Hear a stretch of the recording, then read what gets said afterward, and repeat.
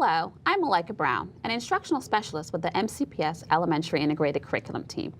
I'm here today to discuss the changes to the MCPS Elementary Report Card as it relates to students receiving special education services.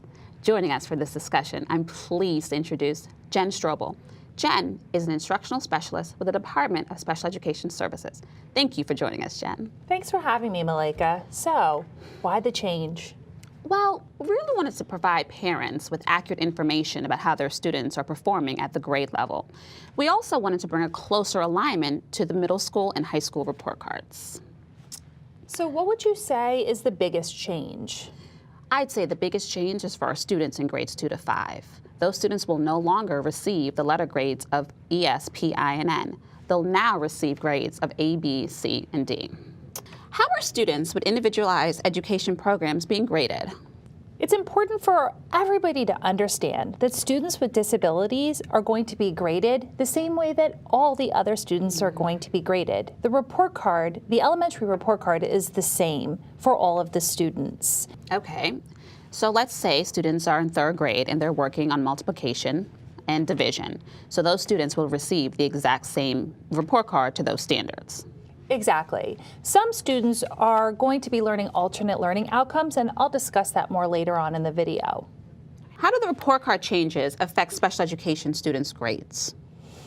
In the past, students in grades 2 through 5 who were 2 or more years below grade level in one of the core content subjects, such as math, reading, and writing, had their grades adjusted. They fit the criteria to have adjusted grades.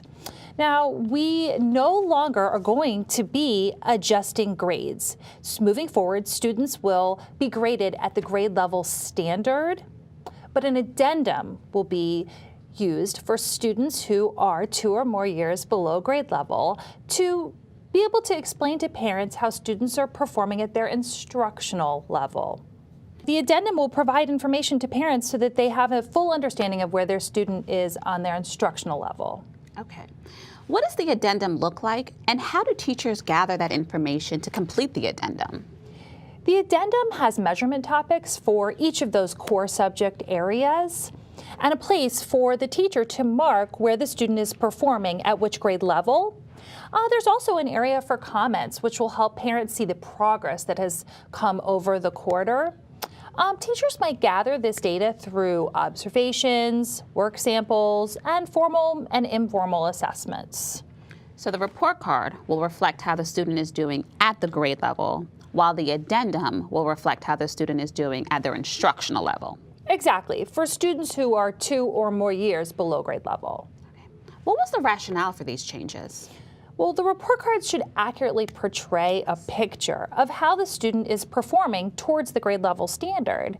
We received feedback that the grades were not providing an accurate picture to parents. So we really wanted to be able to align the elementary and the secondary report cards for that reason.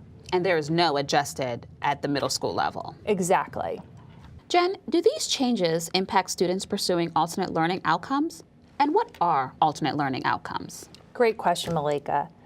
Alternate learning outcomes are modified outcomes based on the core content connectors. IEP teams work together to determine if a student meets the criteria to be learning on the alternate learning outcomes, and they're learning on these alternate learning outcomes and graded as such. All students on the alternate learning outcomes will receive the addendum. So these students, the report card, they're going to get the exact same report card, but the report card reflects how they're doing with at the alternate learning outcomes. Exactly, right. What do we want parents of special education students to understand or take away about the report card changes?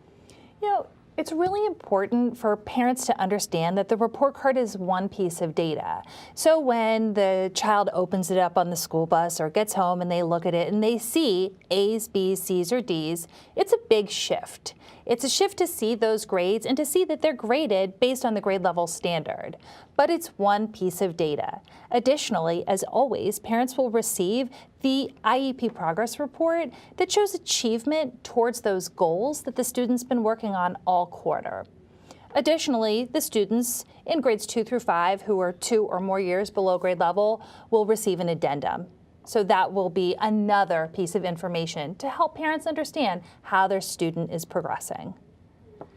Jen, we've covered some good information here, but where can parents go to find additional or further information if they have any questions or concerns?